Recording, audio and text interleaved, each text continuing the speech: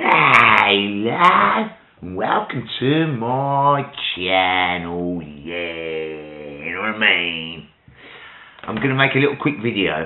The last video I did mention the fact that Theresa May had been to see the Queen before she accused the European leaders of meddling in the election, right?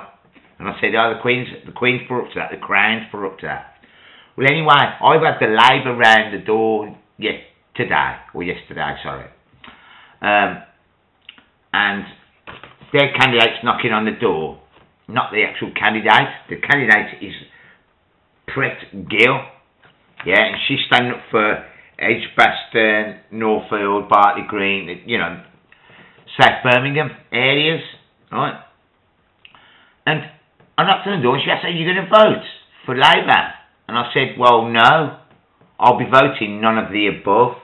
And she went, oh, you've got to vote for Labour. I said, well, I won't vote for Labour. I said, because they're missing the elephant in the room. And she said, what's that?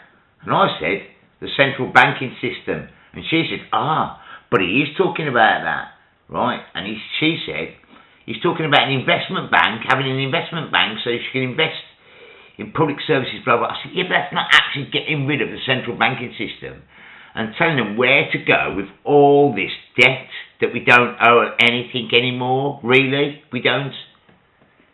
And she went, oh, but he is trying to do something, I said, yeah, but it's not enough, is it?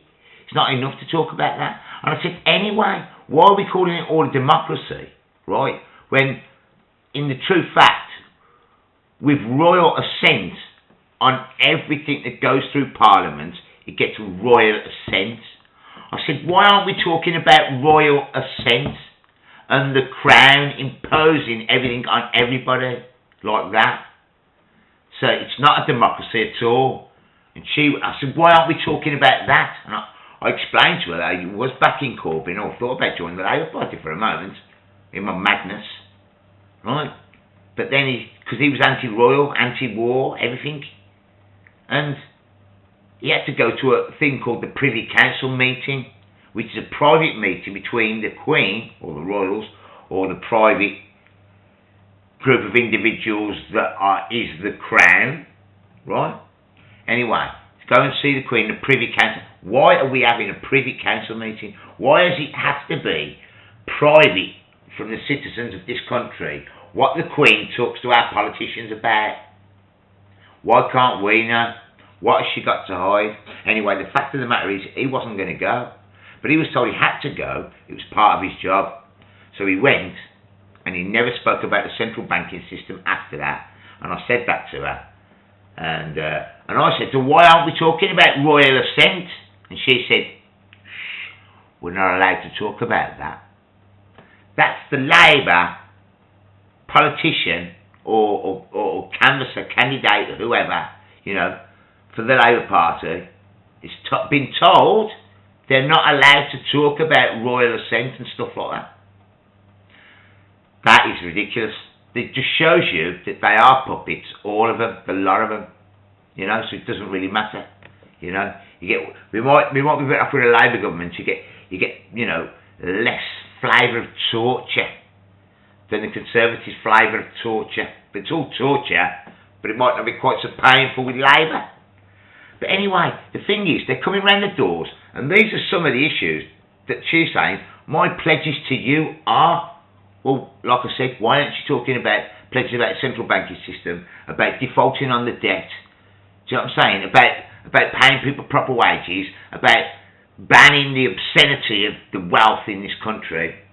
Anyway, some of the things she said, she wants to, I want to fight for you. My pledges to you is I'm going to fight for your GPs, surgeries, and your NHS.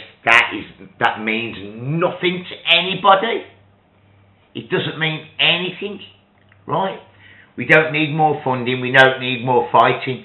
Fighting doesn't get you anywhere. What we need is to stop funding the NHS in the way that we do, and that is like the PIP things where you pay a mortgage. We don't even own the hospitals.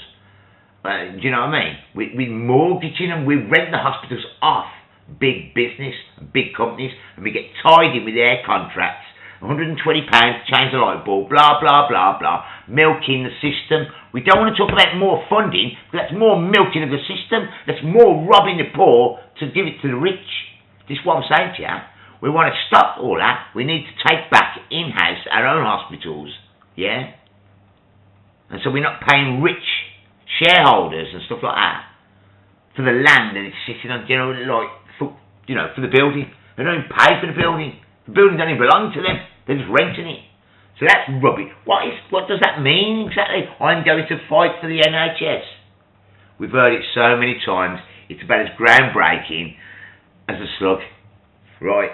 Next thing on the agenda was I will stand up for proper funding in our schools and support for our children, teachers and parents. That's just wishy-washy gobbledygook. It means nothing to anybody around here. It really doesn't. I will stand up for.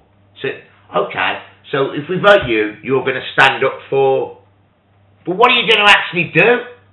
Nothing. You've said nothing, and you're saying nothing on there. Tell them what you're going to do. Tell them you're going to, limit class size. Tell them you're going to build whatever so many schools that are not attached to private enterprise companies that are milking off every penny that the taxpayers puts to it. Next, I will stand up for jobs, skills, and I'm going to stand up for skills. It beggars belief. These people are idiots. What sort of a message is she getting across? Absolutely nothing at all. Nothing. Nothing. Right? I'm going to stand up for skills and getting people into employment. We don't care about getting into employment. You know what I mean? We want the employment to be worthwhile getting into. Do you understand? Like wages, like working conditions, like talking about ending zero contracts for those that doesn't want them. Do you know what I'm saying? All this proper holiday pay for people, proper respect from your companies. Do you know what I'm saying? If you've got to give your all to your company, your company should be giving your all to you. A bit more understanding and stuff like that when it comes to anything to do with the workplace. Because at the moment, it's going back to the Victorian workhouse times. There's people out there that's under so much pressure and so much stress. And it's all done on purpose. I will fight for funding for Birmingham. So you're going to fight. You're not even going to get foot. What are you going to do? Fight? You're talking about fighting, standing up, starting and standing up. That means you're on the bloody losing side. You're not actually doing anything. This language is so defeatist. Unbloody believable. Whoever's written this leaflet wants shooting blood. Anyway. What else was there? I was casual reading this. Yeah, and proper funding. And then it said, I will fight for another... It didn't say there, but more and more policing on the streets. Do you know what I mean? Fighting for more and more policing on the streets.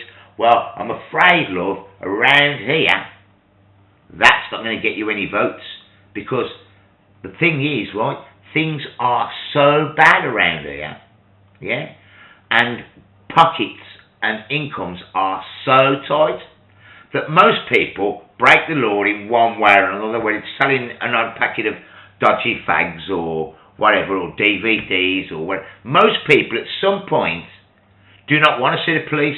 They've either got someone living in their house that shouldn't be in there, that's paying rent and they shouldn't be, or it's always this little clique to help people get through, because the government's designed it so if you do follow all the rules, you will be homeless, without a doubt. If you're not getting income from somewhere else, you will fall off that edge. And so they know that if you're staying in your property or whatever, they come looking for you then, because they know that you've got some income from somewhere else, but you couldn't possibly do it any other way apart from having extra money from somewhere. So in fact, The 10,000 police on the streets around here is not going to buy you many votes because they can't stand the bloody police around here, to be fair with you. Do you know what I mean? The only good they're good for is coming to help you when someone's trying to batter you. That is it. That is it. And to be honest with you, you'd be better off having a group of good friends on the end of a phone because they get there quicker and do more damage. My daughter was robbed at knife point at the age of 12, right? At knife point in a park by a group of lads, right? And the police took about 3 hours to get there. I'd already been out looking everywhere, you know, for them. We never ever caught them. They nicked their phone, but they never got my daughter's phone because she refused to give it to them. Do you know what I mean? Oh, they grabbed it out of their hand in her end, but the other lads that she was with just gave up theirs. But she tried to fight back, but they pulled a knife out on her. You know what I mean? And that was a 12-year-old girl in a local park round here. It shows you where we live, really. It's no better than the Bronx. It's no better like the French Bronx or the American Bronx, really. South Birmingham is the ghetto, man, to be fair. I'm making this video far too long. I love you all. And thanks for tuning in. See you later. Bye.